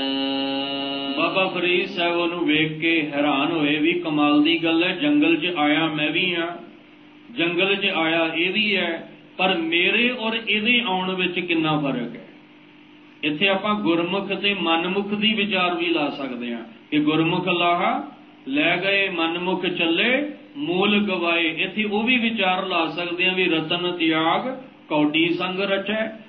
ਕਹਿੰਦੇ ਨੇ ਤੂੰ ਆਇਆ ਹੈ, ਇੱਥੇ ਆਇਆ ਮੈਂ ਵੀ ਹਾਂ, ਪਰ ਤੇਰੇ ਤੇ ਮੇਰੇ ਆਉਣ ਵਿੱਚ ਫਰਕ ਕੀ ਹੈ। ਮੈਂ ਜਿਸ ਰੁੱਖ ਹੇਠਾਂ ਬੈਠਾ, ਮੈਂ ਤਾਂ ਇਹਦੀ ਛਾਂ ਹੇਠਾਂ ਬੈਠਾ, ਮੈਂ ਤੇ ਇਹਦਾ ਆਸਰਾ ਲੈ ਕੇ ਬੈਠਾ। ਕਿਉਂ ਬੈਠਾ? ਮੈਨੂੰ ਕਿਤੇ ਛਾਂ ਮਿਲ ਜਾਏ, ਮੇਰਾ ਕਿਤੇ ਖਸਮ, ਮੇਰਾ ਕਿਤੇ ਮਾਲਕ ਮੈਨੂੰ ਮਿਲ ਜਾਏ। ਇਸ ਲਈ ਕਹਿੰਦੇ ਫਰੀਦਾ ਹਉ ਲੋੜੀ ਸ਼ਾਹੋ ਆਪਣਾ, ਮੈਂ ਤੇ ਲੱਭਦਾ ਪਿਆ, ਮੈਂ ਤੇ ਇਸ ਲਈ ਆਇਆ ਵੀ ਮੈਨੂੰ ਮੇਰਾ ਛਾਂ ਮਿਲ ਜਾਏ। ਤੂੰ ਲੋੜ ਹੈ ਅੰਗਿਆਰ, ਪਰ ਤੂੰ ਇਸ ਜੰਗਲ ਵਿੱਚ ਕੀ ਲੈਣ ਆਇਆ? ਇਸ ਕੁਹਾੜੇ ਦੇ ਨਾਲ ਲੱਕੜ ਨੂੰ ਵੱਢ ਕੇ ਤੂੰ ਇਹਦੇ ਕੋਲੇ ਬਣਾਉਣ ਵਾਸਤੇ ਆਇਆ। ਬਸ ਆਹੀ ਫਰਕ ਹੈ ਕਿ ਦੁਨੀਆ ਵਿੱਚ ਦੋ ਤਰ੍ਹਾਂ ਦੇ ਜੀਵ ਆਉਂਦੇ ਨੇ। ਇੱਕ ਉਹ ਆਉਂਦੇ ਨੇ ਜਿਹੜੇ ਖਸਮ ਨੂੰ ਮਿਲ ਕੇ ਗੁਰਮੁਖ ਜਨਮ ਸਵਾਰ, ਦਰਗਾਹ ਚੱਲਿਆ ਸੱਚੀ ਦਰਗਾਹ ਜਾਏ, ਸੱਚਾ ਪਿੜ ਮੱਲਿਆ। ਇੱਕ ਉਹ ਆਉਂਦੇ ਨੇ ਮਨਮੁਖ ਚੱਲੇ ਮੂਲ ਗਵਾਏ ਜਿਉ। ਇੱਕ ਜਿਨ੍ਹਾਂ ਨੂੰ ਆਪਣੀ ਵੀ ਸੋਝੀ ਨਹੀਂ ਹੁੰਦੀ ਤੇ ਜਿਨ੍ਹਾਂ ਨੂੰ ਦੁਨੀਆ ਦੀ ਵੀ ਸੋਝੀ ਨਹੀਂ ਹੁੰਦੀ, ਜਿਨ੍ਹਾਂ ਨੂੰ ਲੋਕ ਦਾ ਵੀ ਗਿਆਨ ਨਹੀਂ ਤੇ ਪਰਲੋਕ ਦਾ ਵੀ ਗਿਆਨ ਨਹੀਂ। ਇਸ ਲਈ ਸਾਨੂੰ ਬਾਣੀ ਵਿੱਚ ਇਹ ਗੱਲ ਸਮਝਾਈ ਕਿ ਜੇ ਤੈਨੂੰ ਲੋਕ ਤੇ ਪਰਲੋਕ ਦਾ ਗਿਆਨ ਨਹੀਂ, ਭਾਵ ਸਰੀਰ ਦਾ ਤੇ ਸਰੀਰ ਅੰਦਰ ਇਸ ਜਿੰਦ ਦਾ ਤੈਨੂੰ ਗਿਆਨ ਨਹੀਂ, ਤਾਂ ਫਿਰ ਤੂੰ ਗੁਰੂ ਦੇ ਦਰ ਤੇ ਆ, ਕਿਉਂਕਿ ਗੁਰੂ ਦੁਆਰਾ ਹੋਏ ਸੋਝੀ ਪਾਏ ਸੀ। ਇੱਥੇ ਤੈਨੂੰ ਸੋਝੀ ਮਿਲੇਗੀ, ਇੱਥੇ ਤੈਨੂੰ ਤੇਰੇ ਅੰਦਰ ਦੀ ਜਿੰਦ ਦੀ ਵੀ ਸੋਝੀ ਆਏਗੀ ਔਰ ਇਸ ਤਨ ਦੀ ਵੀ ਸੋਝੀ ਆਏਗੀ। ਹੁਣ ਦੋਵੇਂ ਸ਼ਲੋਕ ਜਿਹੜੇ ਆਪਾਂ ਪਹਿਲਾਂ ਵਿਚਾਰੇ ਨੇ ਉੱਥੇ ਫਿਰ ਗੱਲ ਲੈ ਆਈਏ। ਤਨ ਦੀ ਸੋਝੀ ਕੀ ਆਏਗੀ? ਬੁੱਢਾ ਹੋਵਾ ਸ਼ੇਖ ਫਰੀਦ, ਇਹ ਤਨ ਦੀ ਸੋਝੀ ਹੈ। ਬੁੱਢਾ ਹੋਵਾ ਸ਼ੇਖ ਫਰੀਦ ਕੰਬਣ ਲੱਗੀ ਦੇ, ਜੇ 100 ਵਰਿਆ ਜੀਵਣਾ ਭੀ ਤਨ ਹੋਸੀ ਕੇ। ਤੇ ਜਿੰਦ ਦੀ ਸਮਝ ਆ ਗਈ। ਕਹਿਣ ਲੱਗੇ ਇਹ ਜਿੰਦ ਉਸ ਖਸਮ ਦੀ ਹੈ, ਉਸ ਮਾਲਕ ਦੀ ਹੈ। ਇਸ ਲਈ ਮੇਰੇ ਮਾਲਕਾ, ਇਹ ਮੈਂ ਆਪਣੀ ਜਿੰਦ ਤੇਰੇ ਲੇਖੇ ਲਾਉਣੀ ਆ ਮੈਂ ਕਿਸੇ ਮੜੀ ਤੇ ਮਸਾਣਾ ਦੇ ਲੇਖੇ ਨਹੀਂ ਲਾਉਣੀ। ਇਸ ਲਈ ਮੈਂ ਸਾਰੀ ਉਮਰ ਜਿੰਨਾ ਚਿਰ ਸਵਾਸ ਚੱਲੇਗਾ ਤੇਰੇ ਦਰ ਤੇ ਬੈਠ ਕੇ ਤੇਰੇ ਗੁਣ ਗਾਵਾਂਗਾ, ਕਿਉਂਕਿ ਮੈਂ ਛਾਂ ਨੂੰ ਮਿਲਣ ਲਈ ਇਸ ਜਨਮ ਵਿੱਚ ਆਇਆ। ਮੈਂ ਇਸ ਲੋਹਾਰ ਦੀ ਤਰ੍ਹਾਂ ਇਸ ਜੰਗਲ ਦੇ ਵਿੱਚ ਇਹਨਾਂ ਲੱਕੜਾਂ ਨੂੰ ਕੋਲੇ ਬਣਾਉਣ ਵਾਸਤੇ ਨਹੀਂ ਆਇਆ। ਭਾਵ ਮੈਂ ਆਪਣੀ ਇਸ ਜੀਵਨ ਨੂੰ ਕਿ ਸੰਸਾਰ ਵਿੱਚ ਅਵਗਣਾ ਦੇ ਨਾਲ ਇਸ ਜੀਵਨ ਨੂੰ ਕੌਡੀਆਂ ਦੇ ਭਾਰ ਰੋਲਣ ਵਾਸਤੇ ਨਹੀਂ ਆਇਆ।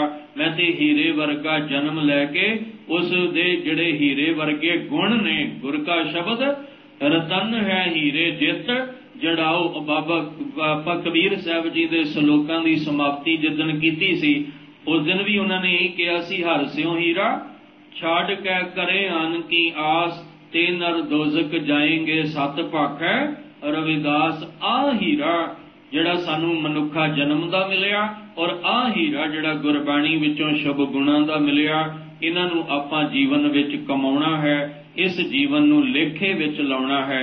ਜਦੋਂ ਗੁਰੂ ਦੁਆਰੇ ਆਵਾਂਗੇ, ਗੁਰਬਾਣੀ ਨੂੰ ਪੜ੍ਹ ਸੁਣ ਕੇ ਸਮਝਾਂਗੇ, ਤਾਂ ਹੀ ਫਿਰ ਅਸੀਂ ਅਰਦਾਸ ਕਰਾਂਗੇ, ਇਹ ਜਨਮ ਤੁਮਾਰੇ ਲੇਖੇ, ਇਹ ਜਨਮ ਤੁਮਾਰੇ ਲੇਖੇ।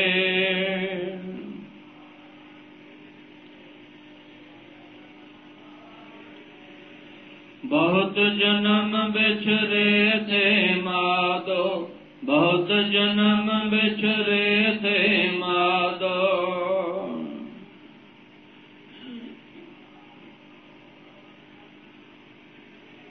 यह जन्म तुम्हारे लेखे, यह जन्म तुम्हारे लेखे।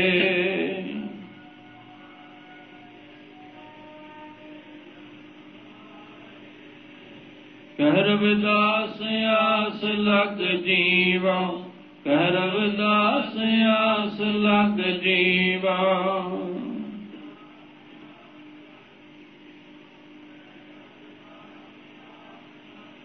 चिर भयो दर्शन देखे, चिर भयो दर्शन देखे।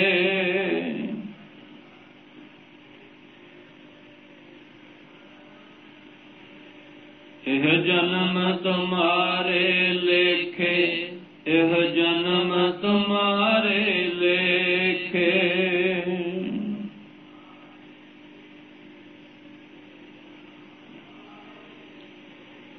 इस जन्म विच असीं शौ परमेश्वर की प्राप्ति लई आए हाँ।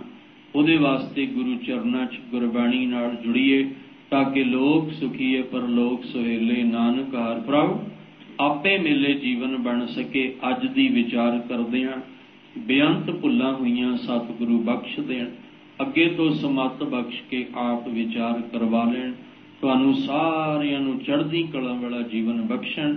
बाबा फरीद साहब जी दे पावन बचन अपने हिरदे विच वसा लईए जी। कंद कुहाड़ा सिर कड़ा, वण के सर लोहार।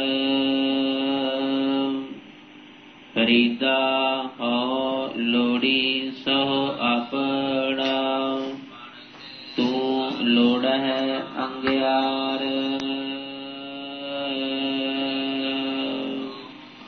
वाहिगुरु जी का खालसा, वाहिगुरु जी की फतेह।